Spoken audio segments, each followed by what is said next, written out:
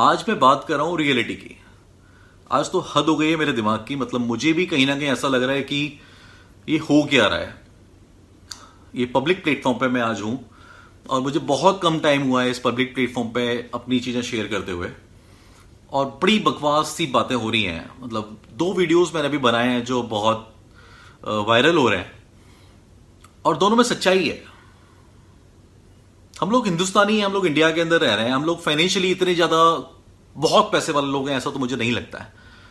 मेरे वीडियोस पे जो लोग कमेंट कर रहे हैं, जो अच्छे कमेंट कर रहे हैं, जो मेरी बात को समझ पा रहे हैं, जो मेरी बात को पूरा सुन रहे हैं, दोस्तों मैं सैल्यूट करता हूं आप सबको कि आप मेरी बात को समझ पा रहे हो। लेकिन कुछ एक ऐसे लोग हैं,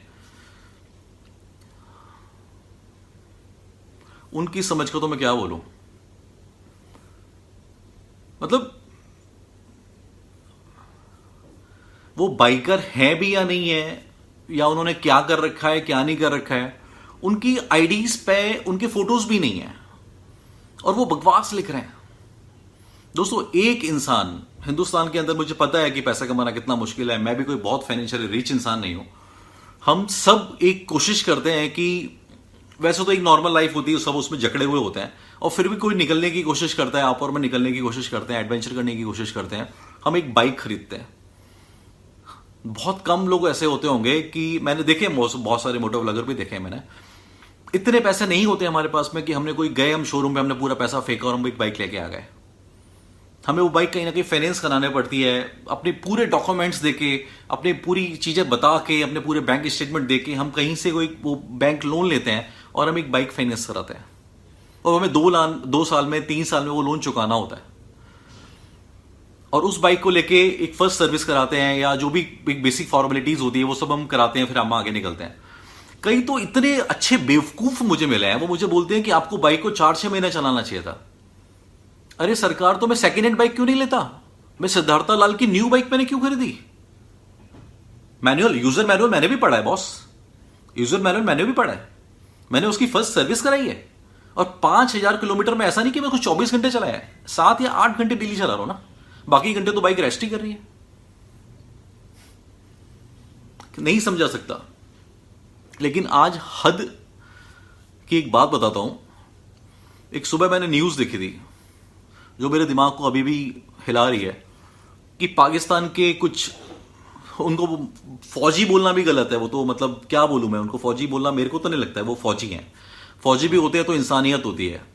आज उन्होंने, हमारी हिंदुस्तान आर्मी के कुछ लोग हैं, हमारे फौजी हैं, उनके बॉडी को उन्होंने काट दिया है और वो उनके पार्ट्स लेके वहां लेके गए हैं पाकिस्तान में। ये कौन सा लड़ाई है, ये कौन सा युद्ध है? लेकिन ठीक है, उनको हम इंसानियत नहीं सिखा सकते। वो इंसान, मैं ओशो फॉलोअर हूं। ओशो ने मुझे बोला था कि अगर मैं बोलता हूं कि जानवर, वो जानवर भी नहीं है। जानवर तो हमसे ज्यादा प्योर होते हैं। जानवर तो कहीं ना कहीं अपनी जरूरत के लिए कुछ काम करते हैं। पाकिस्तानियों की जरूरत नहीं है वो सब करने की। पाकिस्तानी की जरूरत नहीं है कश्मीर। वो तो उनकी एक क्रिटिसिज्म, उनकी स्टाइल है, उन्हें करना ही वही, वो पैदा ही इसीलिए हुए हैं। दोस्तों मैंने एक बाइक ली, मैं कनेक्ट कर रहा हूं, जो भी क्रिटिसिज्म है मैं एक्सेप्ट करूंगा।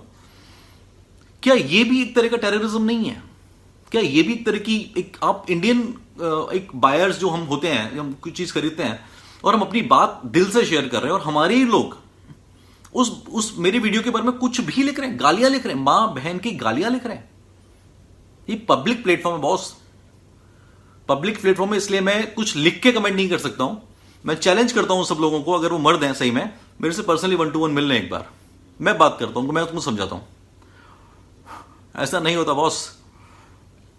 अगर हम ही खुद एक नहीं है तो हम क्या पाकिस्तान से निपटेंगे? हम किसी से क्या निपटेंगे?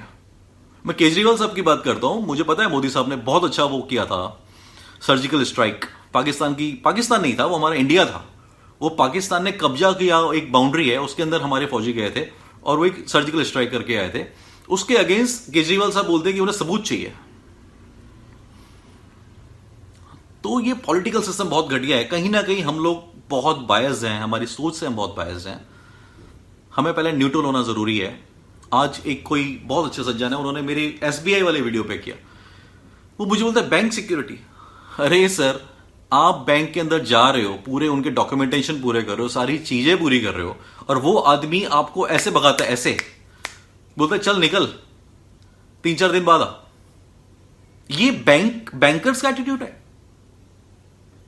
और आप पूरी फॉर्मेलिटीज, एक तो होता है कि आप इंक्वायरी करने के लिए गए हो, आपके पास में एक बेसिक इंक्वायरी लेनी है, वो आदमी बहुत बिजी है, वो बोलता है कि नहीं ठीक है सर, आप 2-3 दिन 4 दिन बाद आ जाओ, मैं आपको पूरा गाइड कर देता हूं। इट्स ऐसा नहीं है।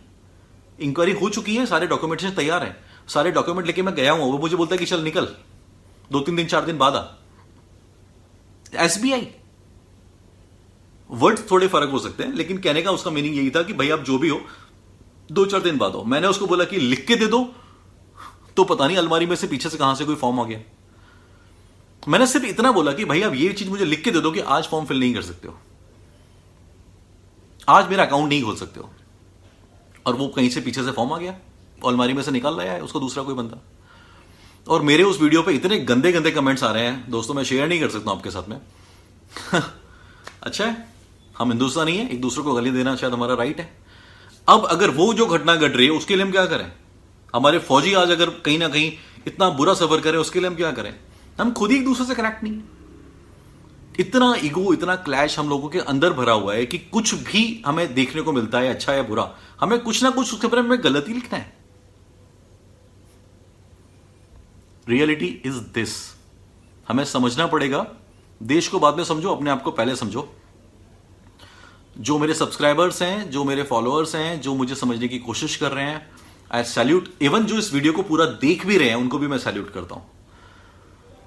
और सैल्यूट करता हूं मैं उन शहीदों को, उन जवानों को।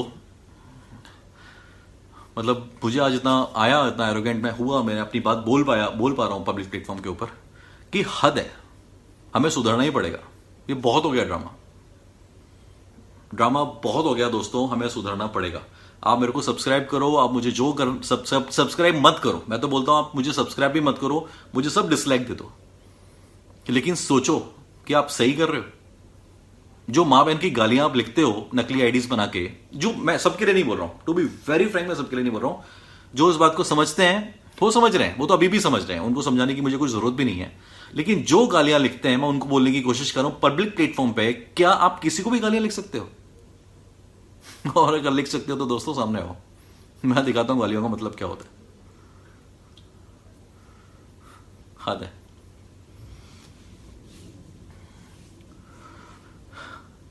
जय हिंद। और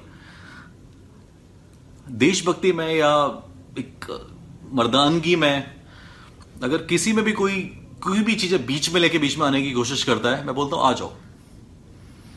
अभी टाइम बहुत हो गया, अभी बहुत पॉलिटिक्स देख ली, अभी टाइम एक होने का है। और हम सब अब कहीं ना कहीं जो सच्चे दिल के लोग हैं, हमें एक स्टैंड लेना पड़ेगा। Don't be diplomatic. या तो मुझे ब्लॉक करो या मुझे लाइक करो, या तो हम इंडियन हैं या हम इंडियन नहीं है। बकवास बहुत हो गई, गालियां वालियां बहुत हो गई, बहुत ड्रामे हो गए। जय हिंद।